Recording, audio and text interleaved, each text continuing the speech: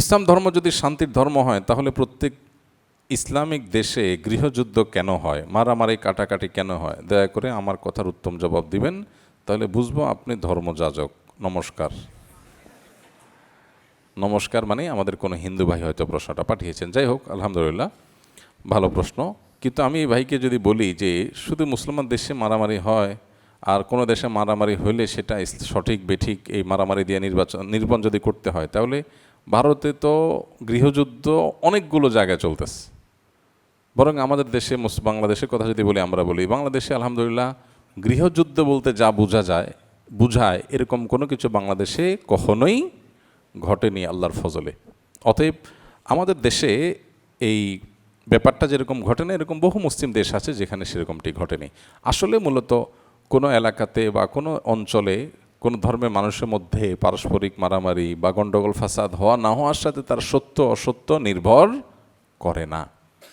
মারামারি করছে সেটা খারাপ, কিন্তু এর মানে লোকটা আদর্শ অসত্য, তার ঈমান নাই, এরকমটি মনে করার কোনো কারণ নাই। এই জিনিসগুলো আমরা অনেক সময় খুব সহজ সমীকরণ করে ফেলি, এটা সঠিক নয়। আর পৃথিবীর যত মুসলিম দেশগুলোতে যুদ্ধ চলছে আপনি দেখেন, সেই যুদ্ধগুলো মূলত অমুসলিমরা চাপিয়ে দিয়েছে, বেশিরভাগ ক্ষেত্রে আপনি তাই দেখবেন। যেগুলো আছে আপনি দেখেন, কাশ্মীরের মানুষ মুসলিম অধ্যুষিত এলাকা, সেখানে যুদ্ধ চাপিয়ে দেওয়া হয়েছে। ঠিক একইভাবে আমরা যদি দেখি, ইরাকের মানুষের উপরে যুদ্ধ চাপিয়ে দিয়েছে পশ্চিমারা এসে, সেখানে ইন্টারফেয়ার করে সেখানে তারা যুদ্ধ ওপেন করে দিয়ে গেছে। আজও পর্যন্ত সেটাকে তারা শান্তির একটা নগরীকে শেষ করে দিয়ে সেটাকে শান্তি ফিরত আনতে আর পারেনি। সিরিয়া থেকে আমরা দেখি একইভাবে, এরকম সব জায়গাতে। হ্যাঁ, মুসলিম দেশগুলোতে যে নিজেদের মধ্যে গণ্ডগোল ফাসাদ হয় না তা না। পাকিস্তানে এখন চলতেছে বেলুচিস্তান এবং পাকিস্তানের মূল আর্মিদের সাথে, আবার আফগানিস্তানেও আংশিক কোনো কোনো ক্ষেত্রে হয়, আবার বিভিন্ন দেশে এরকম হয়।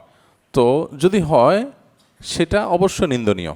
আল্লাহ কোরআনে বলেছেন যে ইমানদারদের দুটি দল, দুটি গ্রুপ যদি নিজেরা মারামারিতে লিপ্ত হয়, ফাসলিহু, তোমরা সেখানে মীমাংসা করে ফেলো, এটাকে শেষ করে ফেলো, এটাকে জিয়ে রেখো না। তো এটা আল্লাহ তাআলা আমাদেরকে নির্দেশ করেছেন। মানুষ হিসাবে একসাথে থাকতে গেলে তো স্বামী স্ত্রীর সাথেও কি হয়, ঝগড়া হয়, মতপার্থক্য হয়। অতএব একটা সমাজে মানুষের সাথে আর কিছু অংশের সাথে কিছু অংশের ভিন্ন মত হবে, ভিন্ন মতটা ঝগড়ায় যাবে, ঝগড়া যুদ্ধে পর্যন্ত যেতে পারে, এটা অস্বাভাবিক নয়।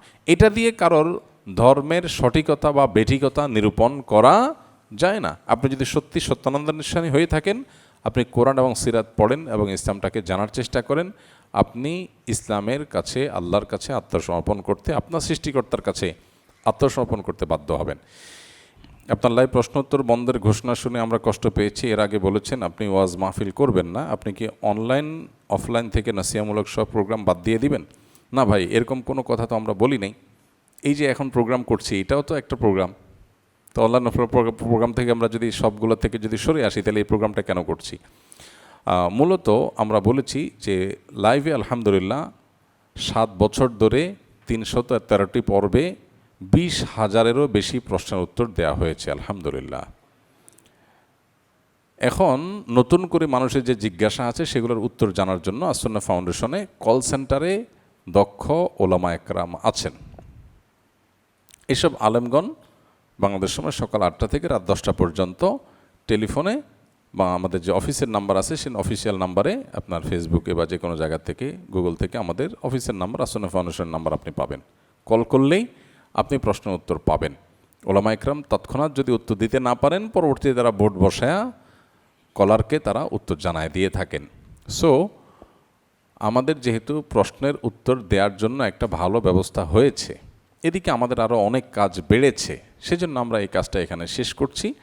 আর প্রশ্নোত্তর সেশনে যে এখানে করতেছি, অন্যান্য অফলাইন প্রোগ্রামগুলোতে আমরা করব ইনশাআল্লাহ। এবং লাইভের বিকল্প হিসাবে আমরা বলেছি নবী করিম সাল্লাল্লাহু আলাইহি সাল্লামের হারানো সুন্নাহগুলো নিয়ে আমরা ধারাবাহিক একটা প্রোগ্রাম লাইভ যে সময়টাতে যেত, যেদিন যাইত, ওই দিনই আমরা ইনশাআল্লাহ সম্প্রচার করব। পরবর্তী শুক্রবার থেকে শুরু হয়ে যাবে। অর্থাৎ একটা প্রোগ্রাম বন্ধ হলেও তার বিনিময়ে, তার পরিবর্তে আমরা আরেকটা প্রোগ্রাম চালু করছি তার জায়গায়। এবং সেই সাথে আমাদের দাওয়াতি কার্যক্রমের মধ্যে এই যে মসজিদ কমপ্লেক্সে, আসুন্নাহ ফাউন্ডেশন মসজিদ কমপ্লেক্সে আমরা প্রতি আরবি মাসের প্রথম বৃহস্পতিবার দিবাগত রাতে আমরা এখানে হালাকা করি। মাগরিব টু এশা আলোচনা হয়, মেয়েদের ব্যবসার ব্যবস্থা থাকে আলাদা করে, পুরুষদের আলাদা থাকে, আর সেই সাথে আমরা রাত্রি যাপন করি, আগে থেকে নিবন্ধন করতে হয়। সেই হিসাবে আমরা রাত্রি যাপন করি, সকালে আলোচনা হয়, বিভিন্ন আমল হয়, বিভিন্ন তালিম হয়। তো আমরা আলহামদুলিল্লাহ অফলাইন বিভিন্ন প্রোগ্রামের পরিমাণ বাড়াচ্ছি এবং অনলাইনে বিভিন্ন নতুন নতুন প্রোগ্রামে আমরা যুক্ত হচ্ছি, সেজন্য লাইভ প্রোগ্রামটা বাদ দিয়েছি। আর মাহফিল বাদ দিয়েছি। মাহফিল রাত বিরাত গভীর রাত পর্যন্ত আলোচনা করতে হয়, যেটা সুন্নাহর সাথে যায় না। এর পাশাপাশি আমাদের আরও অন্যান্য দাওয়াতি কার্যক্রম আছে, লোক তৈরি করা, মানুষ তৈরি করা, ইমাম ট্রেনিং, মুয়াজ্জিন ট্রেনিং, এগুলো চলমান আছে একসাথে আলহামদুলিল্লাহ। মাদ্রাসার প্রিন্সিপালদের প্রশিক্ষণ চলছে মাদ্রাসা পরিচালনা নিয়ে। তারপরে বিভিন্ন সেক্টরে আমাদের অনেকগুলো কোর্স এবং ট্রেনিং চলছে। অন্যান্য দাওয়াতি কাজে ব্যস্ততার কারণে মূলত আমরা লাইভের এই প্রোগ্রাম থেকে সরে আসছি, কিন্তু প্রশ্নোত্তর আমরা বন্ধ করি নাই, প্রশ্নোত্তর আমরা দিচ্ছি, দিয়ে যাব ইনশাআল্লাহ তাআলা। এরপরে প্রশ্ন হলো, শিয়াল যদি মুরগি মেরে ফেলে তাহলে ওই মুরগি কি খাওয়া হালাল হবে? অনেকে বলে শিয়াল মেরে ফেলা মুরগি শিকারী, তাই হালাল মনে করে খায়। না, এটা মনে করার কোনো কারণ নাই, এটা জায়েজ নাই। শিকারী পশু যদি শিকার দিক করতে হয় কোনো পশু দিয়ে, যে তুমি পশুকে পাঠালাম সে যেন শিকার করে ধরে নিয়ে আসে, এই শিকার করে ধরে আনা পশু খাওয়া হালাল হবে যদি সেটা প্রশিক্ষিত শিকারী হয় এবং পাঠানোর সময় তাকে আপনি বিসমিল্লাহ বলে পাঠালেন। বিভিন্ন শর্ত আছে এটার জন্য। শিয়াল যা ধরে নিয়ে চলে আসলো আর আপনি খাওয়া শুরু করলেন শিকারী মনে করে, এত সহজ না বিষয়গুলো।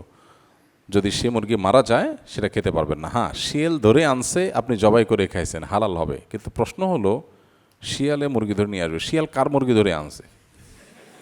এটা তো আরেক ব্যাপার, এটা তো আমি আগে চিন্তা করি নাই। শিয়াল কার মুরগি ধরে নিয়ে আসলো? তো যারে আপনি শিকারি বলে করে তার মুরগি খাওয়া হালাল মনে করতেছেন, তাহলে তো আর কোনো কথা না। তাহলে মুরগি না পাইলে কিছু শিয়াল পাললেই হয়। মুরগি না পেলে কষ্ট করে শিয়াল পেলে দিলাম, যে বাবা তুই ধরে নিয়ে আমি শিকারি মনে করে খাই ফেললাম। এত সহজ না। তো শিকারি হিসাবে কাউকে, কোনো পশুকে শিকারি হিসাবে ট্রিট করে তার শিকার করা পশু খাওয়া হালাল হওয়ার জন্য শর্ত আছে। প্রশিক্ষিত হতে হবে, বিসমিল্লাহ বলতে হবে, বিভিন্ন শর্ত আছে। সেটা না করে যদি আপনার সবগুলো শর্ত, আরও শর্ত আছে, শর্তগুলোতে না পাওয়া যায় তাহলে ওইটাকে খাওয়া হালাল হবে না। ইসলামী দাওয়া বা বৈধ উদ্দেশ্যে ভিএফএক্স, সিজিআই ও অ্যানিমেশন ব্যবহার করে কৃত্রিম দৃশ্য, 3D মানুষ বা প্রাণীর চরিত্র তৈরি করা শরীয়তের দৃষ্টিকোণ থেকে কতটুকু জায়েজ আছে? বিশেষ করে কাল্পনিক দৃশ্য বা বাস্তবের মতো কৃত্রিম দৃশ্য তৈরি করার ক্ষেত্রে শরীয়তের বিধান কি? আজকাল এআই এর মাধ্যমে বিভিন্ন রকমের কাল্পনিক মানুষ তৈরি করা হয়, আপনারা জানেন। ভয়েসে তো সমস্যা নেই, কিন্তু কাল্পনিক মানুষ তৈরি করা জায়েজ আছে কিনা, এটা নিয়ে ওলামাদের দুই রকমের ফতোয়া আছে। একদল ওলামা একরাম জায়েজ বলেন, এটা নিয়ে আমরা ঘাটাঘাটি করেছি। অনেক দেশে ওলামা একরাম, উল্লেখযোগ্য অংশ তারা বলেন এটা জায়েজ। গ্রাফিক্যাল, আপনার ফটোগ্রাফিক্যাল ছবির মতো এটাকে তারা জায়েজ বলেন। কিন্তু অপর দল ওলামা একরাম, বেশিরভাগ ওলামা একরাম নাজায়েজ বলেন, এবং এই জিনিসটাই আমাদের কাছে সঠিক মনে হয় এবং বেশি আমাদের কাছে শক্তিশালী মনে হয়। আল্লাহ তাআলা কোরআনে কারিমে বলেছেন, ফি আইয়ি সূরাতি মা শাআ রাক্কাবাক। আল্লাহ তাআলা প্রত্যেকটা প্রাণীকে যাকে যেই সূরতে, যাকে যে অবয়বে আল্লাহ চেয়েছেন তৈরি করেছেন। এখন মানুষের অবয়বকে, সম্পূর্ণ নতুন অবয়বে মানুষকে এঁকে তৈরি করা আর এর মাধ্যমে তৈরি করা, যে কোনোভাবে তৈরি করা হোক না কেন, হাদিসে আসছে নবী সাল্লাল্লাহু আলাইহি ওয়াসাল্লাম বলেছেন, কিয়ামতের ময়দানে তাতে প্রাণ দিতে বাধ্য করা হবে। তুমি যেহেতু তৈরি করেছ, প্রাণ দাও দেখি। প্রাণ তো দিতে পারবে না মানুষ, প্রাণ তো মানুষ তৈরি করতে পারে না, পারবেও না। সো এটা পরিষ্কারভাবে বোঝা যায় যে নাজায়েজ কাজ। হ্যাঁ, আপনি বলতে পারেন এটা তো আসলে ফিজিক্যাল কোনো কিছু না, এটা তো ভার্চুয়াল, এটা তো ছোঁয়া যায় না, ধরা যায় না, স্পর্শ করা যায় না।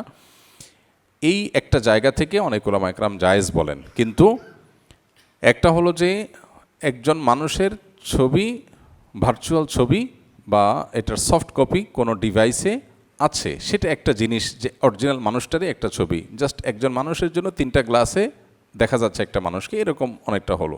কিন্তু এখানে তো আপনি সম্পূর্ণ নতুন একটা মানুষ ক্রিয়েট করলেন, নতুন একটা মানুষ তৈরি করলেন। এটা একে তো এই আয়াতের দিকে তাকালেও ওটা নাজায়েজ বোঝা যায়।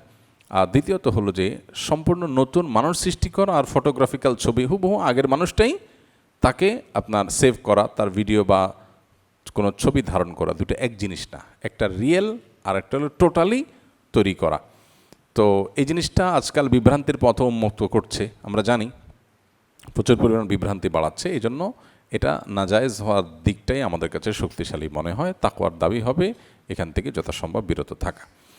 আমাদের এলাকায় একটি সরকারি মাদ্রাসার স্কুলে ধর্মীয় শিক্ষক নিয়োগ দেওয়া হবে, কিন্তু ঘুষ ছাড়া চাকরি পাওয়া সম্ভব নয়। আমি যদি যোগ্য প্রার্থী হওয়া সত্ত্বেও ঘুষ না দিলে চাকরি না পাই, অথচ আমি চাকরিটি পেলে এলাকার শিক্ষা ব্যবস্থা ও প্রতিষ্ঠান উন্নয়নে ভালোভাবে কাজ করতে পারবো, এমন পরিস্থিতিতে কি চাকরি পাওয়ার জন্য ঘুষ দেওয়া শরীয়তসম্মত হবে, নাকি এটা সম্পূর্ণ হারাম হবে?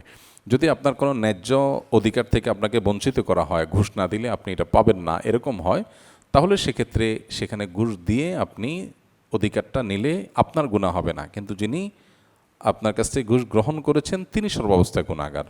আমার ন্যায্য অধিকার, কিন্তু ঘুষ ছাড়া আমাকে দিবে না, তাহলে বাধ্য হয়ে আমি ঘুষ দিতে হলো, এটা দিলে নাজায়েজ নয়। আর যদি ব্যাপারটা এরকম যে আমার আসলে অধিকারের ব্যাপার না, আমি আসলে অত যোগ্য না, আমার চাইতে যোগ্য লোক আরও আছে, কিন্তু আমি ঘুষ দিয়ে চাকরিটা নিলাম, তাহলে হারাম হবে, তাহলে এই কাজটা হারাম হবে। বাট যারা ক্যান্ডিডেট আছে এদের মধ্যে আমি সবচেয়ে যোগ্য, কিন্তু আমাকে দিচ্ছে না, কেন? ঘুষের জন্য, বাধ্য হয়ে আমি ঘুষ দিলাম, জায়েজ আছে। যদি কেউ ঘুষ না দিয়া অন্য চাকরির চেষ্টা করে, সেটা হবে আরও ভালো, তাকওয়ার দাবি যদি কেউ করতে পারে। শামসুন নাহার হবিগঞ্জ থেকে লিখেছেন, আমার সন্তান আত্মহত্যা করেছেন। সে ছোটবেলা থেকে কিছুটা ভিন্ন স্বভাবের ছিল, পড়াশোনাও মনোযোগী ছিল না, সংসারের দায়িত্ব ভবিষ্যৎ নিয়ে তাকে মাঝে মধ্যে শাসন করতাম। মৃত্যুর দিনও আমি তাকে কিছু বিষয়ে বোঝানোর চেষ্টা করি, কিন্তু সে রাগ করে চলে যায়, এরপর আত্মহত্যা করে। এখন মনে হচ্ছে তার মৃত্যুর জন্য আমিই দায়ী। আমি কিভাবে আল্লাহর কাছে ক্ষমা পাবো, আর আমার সন্তানের কবরের আযাব থেকে মুক্তির জন্য আমি কি করতে পারি? ও কি জান্নাতে যেতে পারবে? আত্মহত্যাকারী কি কাফির? আত্মহত্যাকারী ব্যক্তি কাফির না, আল্লাহ তাআলা চাইলে তাকে মাফ করতে পারেন। তবে হাদিসে খুব ভয়াবহ কথা বলা হয়েছে, যে ব্যক্তি আত্মহত্যা করে মারা যাবে সে চিরকাল জাহান্নামে যাবে, এবং যেটা দিয়ে আত্মহত্যা করবে ওইটা দিয়ে তাকে শাস্তি দিতেই থাকতে হবে, দিতেই থাকা হবে অনবরত। এই জন্য কোনো ইমানদার কখনো আত্মহত্যা করতে পারেন না, যত কষ্ট হোক, যত পরিস্থিতি খারাপ হোক, তিনি আল্লাহর উপর ভরসা করবেন, কিন্তু কখনো আত্মহত্যার দিকে যেতে পারেন না। কোনো সন্তান যদি অ্যাবনর্মাল হয়, অসুস্থতার কারণে এরকম কিছু ঘটায় থাকে, আশা করে যে আল্লাহ তাআলা তাকে মাফ করবেন। আর মা হিসাবে, বাবা হিসাবে সন্তানকে বোঝাতে গিয়ে যদি সে ভুল বোঝে, তাহলে সেক্ষেত্রে আল্লাহর কাছে আপনার দায় থাকবে না। তারপরেও আপনার যদি মনে হয় যে আমার একটু বেশি বলা হয়ে গেছে, সে সেটা নিতে পারে নাই, তাহলে আপনি আল্লাহর কাছে ইস্তেগফার করেন। মানুষের ইচ্ছার বাইরে যদি কিছু হয়ে যায়, আল্লাহ তাআলা সেটার জন্য মাফ করেন। নিরাশ হওয়ার কোনো কারণ নাই। একদিকে নিজের জন্য মাফ চাইবেন, একদিকে সন্তানের জন্য মাফ চাইবেন, আল্লাহ তাআলা মাফ করবেন। অতিরিক্ত নৈরাশ্য মানুষকে কুফুরের দিকে নিয়ে যায়। আল্লাহর রহমতের আশা ছেড়ে দেওয়া উচিত না। আল্লাহ মাফ করবেন সে সুধারণা রেখে আপনি আল্লাহর কাছে ইস্তেগফার করবেন। সম্প্রতি সৌদি আরবে কোরআন প্রতিযোগিতা আমাদের দেশের মাদ্রাসার ছাত্র প্রথম হয়েছে, কিন্তু আমাদের দেশে তাদেরকে অভ্যর্থনার কোনো ব্যবস্থা করা হয় না, তাদেরকে অবহেলা করা হয়। এ নিয়ে যদি কিছু বলতেন। এটা তো দুর্ভাগ্যজনক বাস্তবতা। আমাদের মাদ্রাসার ছেলেরা, বিশেষ করে হিফজখানার ছেলেরা, বিশ্বের বিভিন্ন জায়গা থেকে তারা সুনাম কুড়ায় আনে, কিন্তু তাদেরকে আসলে রাষ্ট্রীয়ভাবে, সরকারিভাবে খুব বেশি একটা সম্মাননা দিতে দেখা যায় না। বিশেষ করে অভ্যর্থনার ক্ষেত্রে তো কখনোই আপনার বিশেষ কোনো আয়োজন, অন্তত ধর্ম মন্ত্রণালয় বা সংশ্লিষ্ট মন্ত্রণালয়গুলো থেকে, বিশেষ ডিপার্টমেন্ট থেকে অন্তত কোনো উদ্যোগ নিতেও কখনো দেখা যায় না। হ্যাঁ, দেশে চলে আসার পরে কখনো কোনো অনুষ্ঠানে তাদেরকে এনে একটু পুরস্কার দেওয়া হয়েছে, এতটুকু দেখা যায়। এতগুলো দেশের সাথে কম্পিটিশন করে যে ছেলেরা এত মর্যাদা, এত সম্মান, দেশের সুনাম কেড়ে এনেছে, তাদের সম্মান দেওয়া দেশের মানুষের কর্তব্য। বাকি কাঠামোগত ইসলাম বিদ্বেষের কারণে কিনা জানি না, এগুলোকে সবগুলোকে সাইড করা হয়, আলেমুল আমাদের কাজগুলোকে সাইড করা হয়। আলেমুল আমাদের কোনো অর্জনকে সামনে তুলে আনার চেষ্টা করা হয় না, বরং সেগুলোকে লুকানোর চেষ্টা করা হয়। এই জুলুম এদেশে দীর্ঘদিন থেকে চলে আসছে। ধার্মিকদের প্রতি এই অবিচার, এই বৈষম্য, এটা বন্ধ হওয়া দরকার, আলোচনা ওঠা দরকার, সবাই যার যার জায়গা থেকে কথা বলা দরকার। আল্লাহ আমাদেরকে তৌফিক দান করুন। আগে ইবাদত করে যে স্বাদ পেতাম এখন তা পাই না, এ বিষয়ে আপনার পরামর্শ কি? ইবাদতের স্বাদ উঠে যাওয়ার একটা বড় কারণ হলো চোখের গুনাহ।